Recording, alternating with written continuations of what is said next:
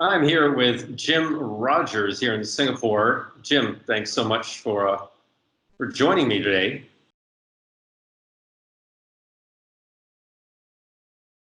The American market went up for over 10 years, which is it never happened before without a setback. So America has set a new record on the upside. It was certainly overdue for something to go wrong.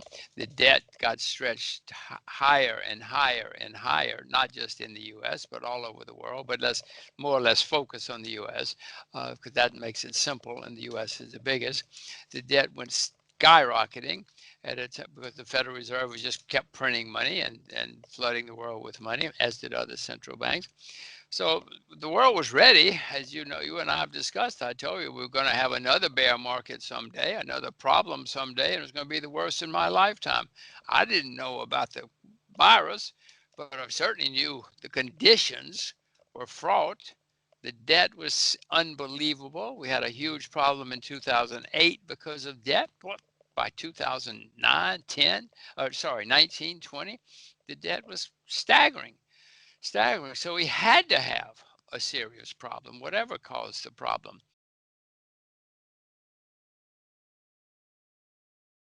Kim, I know you're aware there's an election in November in the United States. It's less than 6 months away.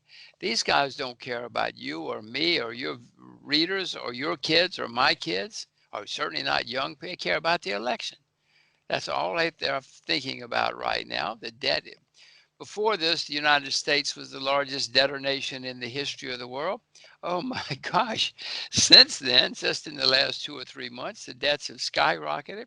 It's going to continue. Someday, somebody's going to have to sit around and say, well, wait a minute, what do we do next? What happens now?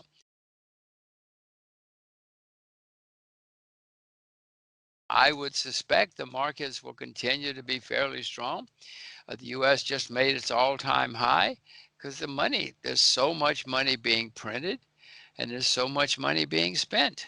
It's got to go somewhere. I don't think it's going to be a lot of fun, but it is going to end, I assure you.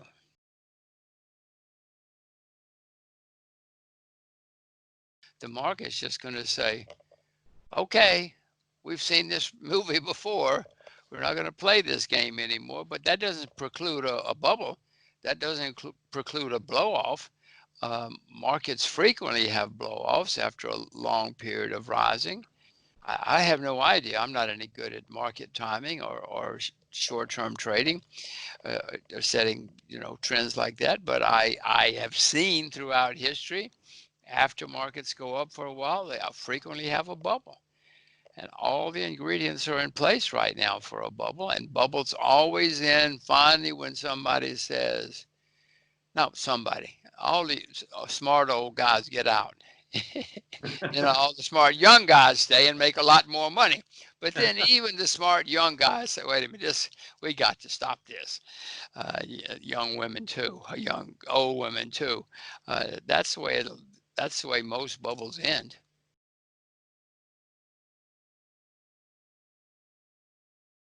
As I look around the world, bonds are certainly not cheap. Bonds have never in world history been this expensive. So bonds are a bubble. That doesn't mean they can't go higher, but bonds are certainly not cheap at any measure or any historical time. Stocks in the US are making all-time highs. Well, that's probably not cheap at an all-time high. It doesn't mean they can't go a lot higher.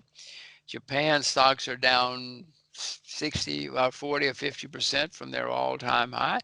Doesn't make them cheap, but it's cheaper than being at an all-time high. China stocks are down 40 or 50%. I told you I bought ETFs actually, because that's what the old man running the bank likes to buy. So Chinese shares I bought there, Russian shares. I mean, everybody hates Russia. There's still things that may be cheap going forward. I bought Russian government bonds in rubles recently. Nobody likes Russia. Nobody likes rubles, but bonds and short-term bonds, especially, are very high yielding right now.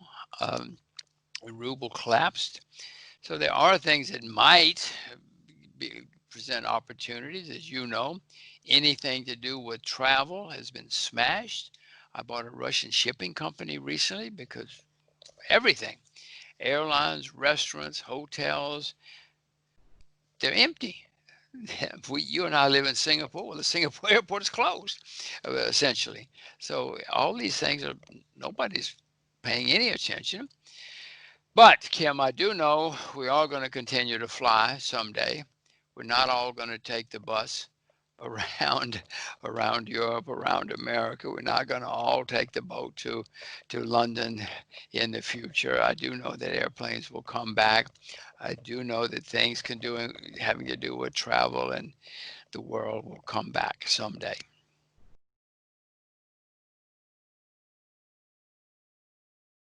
Listen, Kim, if somebody's watching this and they can't find Russia on a map, please do not go buy Russian shipping stocks. If you don't know how to buy Russian shipping, don't buy Russian shipping because some guy you saw on the internet said he's buying Russian shipping.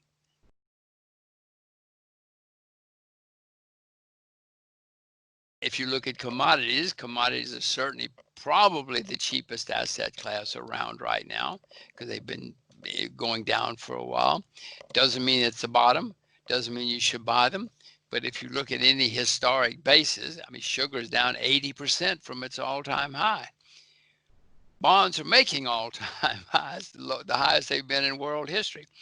Sugar's down 80%. So commodities, just looking around the world at asset classes, commodities are certainly the cheapest. I guess the farmland in some countries is very cheap because it's been such a disaster for so long.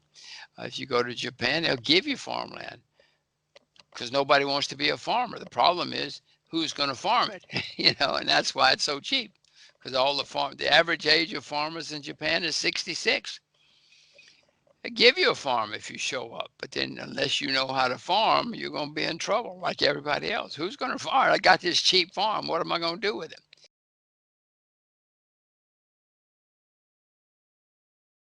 I still expect China to be the next great country in the world. I don't see any other country on the horizon. As we have discussed, the 19th century was the century of the UK. The 20th century was the century of the US. 20th is going to be the century of China, whether we like it or not. A lot of people don't like it.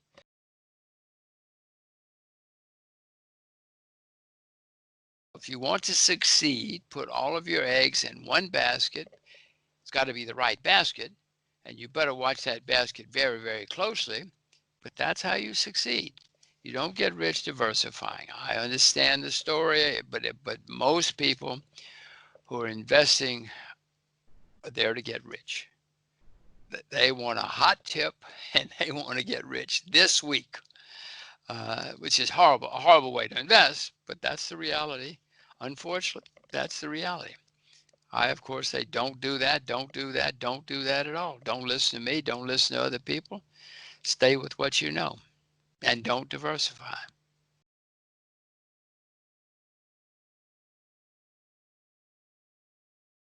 My advice is do it.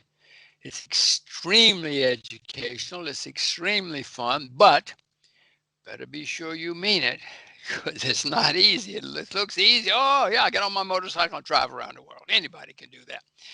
Get in my car and drive around. It's not easy. Many people, not many try because it is hard to even try. Many get killed, many go home, many have accidents or injuries or whatever.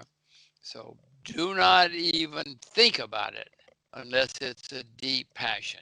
It's like starting a business. Do not even think about it unless it's a deep passion because these things are not nearly as easy as they look. But if it's your passion, I'll tell you, there's nothing better. You cannot get a better education. You cannot learn more about yourself. And and back to what we were talking about earlier, we need to find out about ourselves first. Good way to find out about the world. No, there's nothing quite like it. It's magic, but it ain't easy. You might very well get killed. So be careful.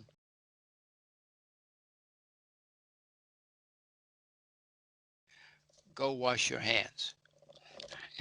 Right. Take care. Bye bye.